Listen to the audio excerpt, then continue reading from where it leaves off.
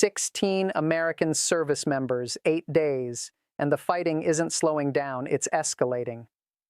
On Saturday, an Iranian missile attack struck a U.S. airbase in Jordan, killing 2 American troops instantly and leaving a third missing, presumed dead beneath the wreckage of a shelter that was supposed to protect them. This wasn't an isolated incident. This was the latest entry in what has become the 8th consecutive day of direct combat between the United States and Iran, a ceasefire that collapsed entirely, and a death toll for American forces that has now climbed to 16 since this latest phase of fighting reignited.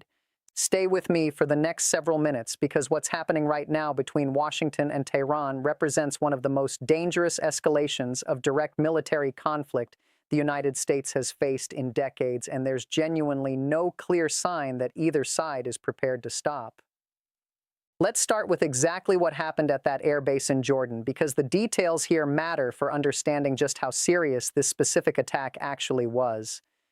According to the U.S. military, 2 American service members were killed, and a third remains missing following an Iranian missile strike that hit the base directly. Reports indicate the missiles found their target inside a shelter, the exact kind of protective structure designed specifically to keep personnel safe during precisely this sort of attack. When a missile strike defeats the protective infrastructure meant to shield soldiers during an assault, that tells you something important about either the precision of the weapon involved, the scale of the warhead, or both. This attack pushed the cumulative American military death toll from this entire renewed conflict to 16, a number that has climbed steadily and without pause since fighting between these 2 countries reignited just over a week ago. To understand how we arrived at this specific moment, you need to understand what came before it, because this isn't the opening chapter of this conflict. It's a return to open warfare after a ceasefire that many believed had brought this particular chapter of confrontation to a close. Back in late February of this year, the United States and Israel launched coordinated airstrikes against Iran, opening what's now widely referred to as the 2026 Iran War, sometimes even called the Third Gulf War, given its scale and the number of countries eventually drawn into it. Those opening strikes targeted Iranian military and government sites directly, and in one of the most consequential single actions of the entire conflict, resulted in the assassination of Iran's Supreme Leader, Ali Khamenei, along with several other senior Iranian officials. This happened notably during active negotiations between Iran and the United States, specifically concerning Iran's nuclear program, a detail that has shaped how each side has characterized the legitimacy and morality of everything that's followed since. Iran's response to those opening strikes was immediate and expansive, launching missile and drone attacks not just against Israel and American forces directly, but against a wide array of countries across the region that found themselves suddenly caught in the middle of a conflict they hadn't chosen to enter. The United Arab Emirates absorbed a particularly severe barrage, with Iran launching a multi-day campaign against the country specifically because of its hosting of American military assets. By April 1st alone, Iran had fired a documented total of 438 ballistic missiles, 2,012 drones, and 19 cruise missiles at targets across the UAE, according to figures released by the UAE's own Ministry of Defense. Most of these were successfully intercepted by UAE air defenses, but not all of them. Debris from intercepted missiles still fell in a residential area near Zayed International Airport, killing 1 civilian, a Pakistani national caught entirely outside any direct stake in this conflict, and injuring 7 others from the resulting shrapnel and blast effects. Loud explosions shook multiple districts across Abu Dhabi, with smoke visibly rising over the city as residents dealt with a war that had, quite suddenly, arrived at their doorstep. This pattern, a conflict that began between specific state actors but rapidly expanded to implicate an enormous list of additional countries and armed groups, has defined much of how this war has unfolded throughout this year. The list of parties eventually drawn into this conflict reads almost like a comprehensive map of the entire region's political fault lines. On one side, the United States, Israel, Saudi Arabia, the United Arab Emirates, and Kuwait, supported by additional countries including the United Kingdom, France, Ukraine, and Australia. On the other side, Iran itself, alongside what's collectively known as the Axis of Resistance: Hezbollah, the Houthis, the Amal movement, the Popular Mobilization Forces, and the Islamic resistance in Iraq. And caught in between, a long list of countries trying to navigate an incredibly complicated position: Azerbaijan, Bahrain, Iraq's Kurdistan region, Jordan itself, Lebanon, Oman, Qatar, Syria, Turkey, and even British overseas territories like Akrotiri and Dhekelia in Cyprus, which host critical Royal Air Force facilities relevant to this broader conflict. The ceasefire that briefly halted the most intense phase of this fighting came with genuine diplomatic effort behind it. Abbas Araghchi, Iran's top diplomat, personally negotiated that agreement directly with the Trump administration, a genuinely significant diplomatic achievement given the scale of destruction and casualties that had already occurred by that point in the conflict. But that ceasefire has proven fragile in ways that have become increasingly apparent over recent weeks, and the events surrounding the recent funeral of Supreme Leader Khamenei revealed just how deeply divided Iran's own domestic political landscape has become over the wisdom of that negotiated peace. As Iran's President President Pezeshkian walked alongside Khamenei's coffin during funeral proceedings in Tehran, some of the black-clad mourners in attendance chanted directly at him, shouting "Death to the compromiser," a chillingly direct accusation aimed at Iran's own sitting president during a moment of supposed national mourning. Not far from that same location, Araghchi himself, the very diplomat who had negotiated the ceasefire that many credited with ending the war's most destructive phase, was forced to flee the funeral entirely after a mob pelted him with rocks, accusing him of being what they called a traitorous sellout. This hostility directed at Iran's own most senior officials reflects a theory that has been steadily gaining traction within the country's most radical political factions over recent months: the belief that Iran's wartime leadership, in negotiating and signing that ceasefire agreement, had fundamentally betrayed the country rather than protected it. This internal Iranian political dynamic matters enormously for understanding why the ceasefire ultimately collapsed and why fighting resumed with such intensity over the past 8 days. When a country's own most senior negotiators face physical violence and accusations of treason from their own citizens for having pursued diplomatic de-escalation, that creates enormous internal pressure pushing toward renewed confrontation rather than continued restraint.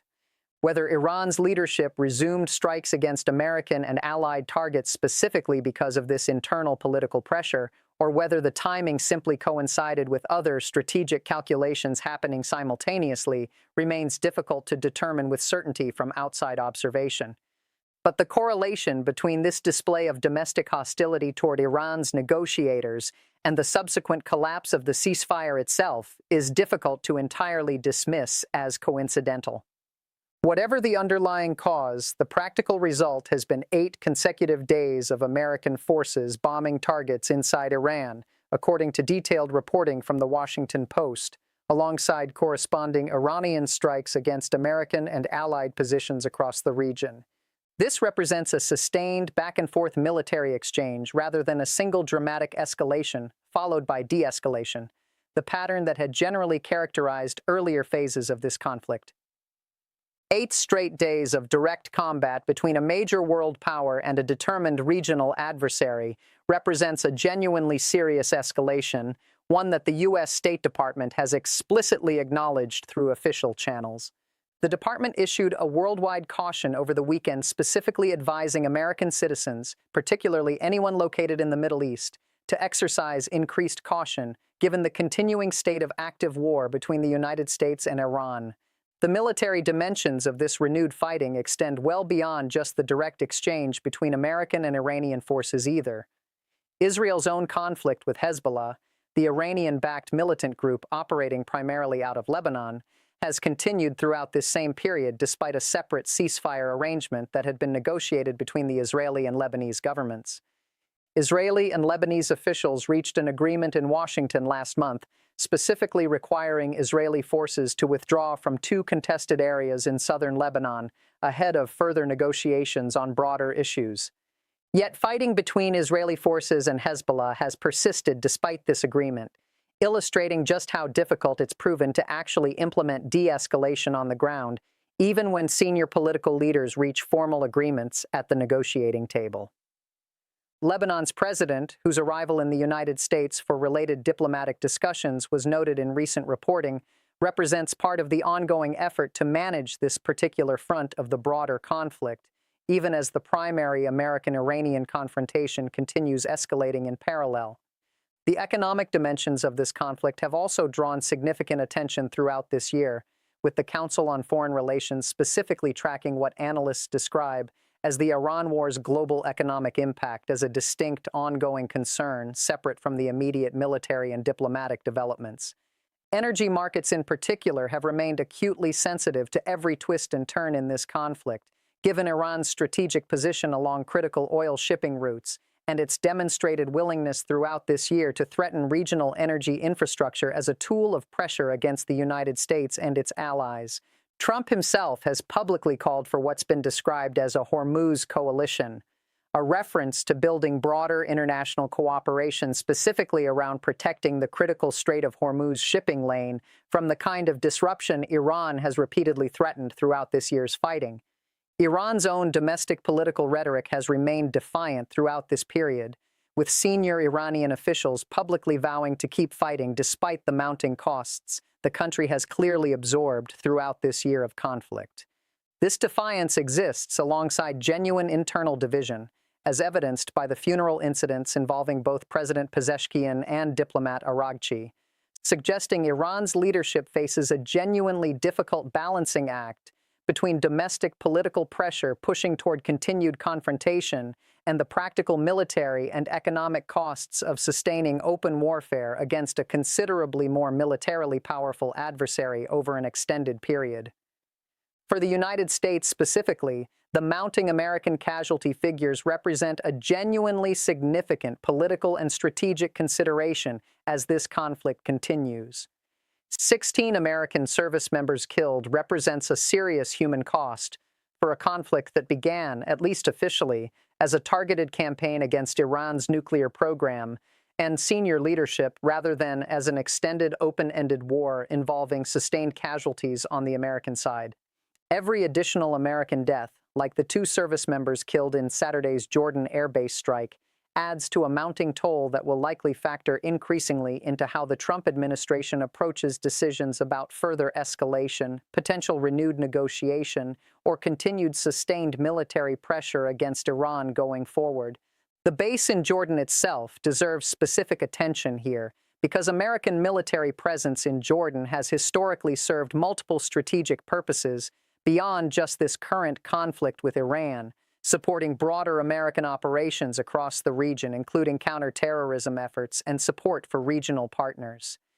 An attack directly targeting American forces stationed in Jordan specifically, rather than forces positioned in more obviously frontline locations like Israel or Gulf Arab states directly adjacent to Iran,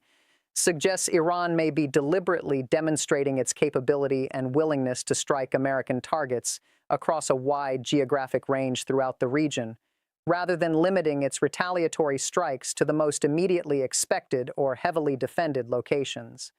Considering where this conflict currently stands, 8 consecutive days of active combat, 16 American service members dead, a collapsed ceasefire, and visible internal political turmoil within Iran's own leadership over the wisdom of that now failed diplomatic effort, the trajectory here appears to be moving further away from resolution rather than closer toward it.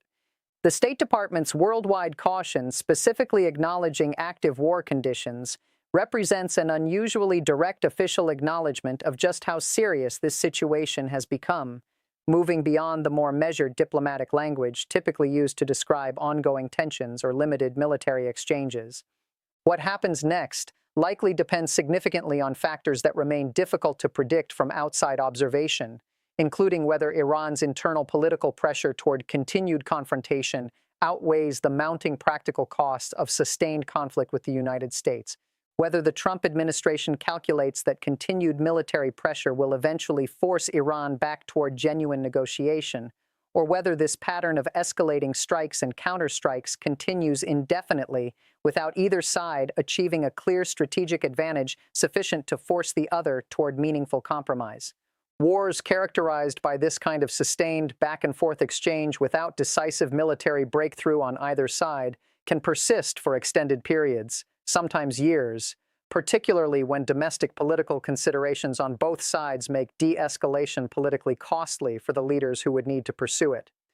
Do you think this renewed fighting between the United States and Iran represents a temporary escalation that will eventually stabilize back towards some kind of negotiated arrangement, or are we watching the beginning of a considerably longer, more sustained conflict that could continue for months or even years ahead? Let me know your honest prediction in the comments below. And if this breakdown helped you understand how we arrived at this dangerous moment after a ceasefire many believed had brought this conflict to a close, subscribe now, because the coming days could reveal whether this 8th day of fighting becomes the 9th, the 10th, or the beginning of something considerably larger.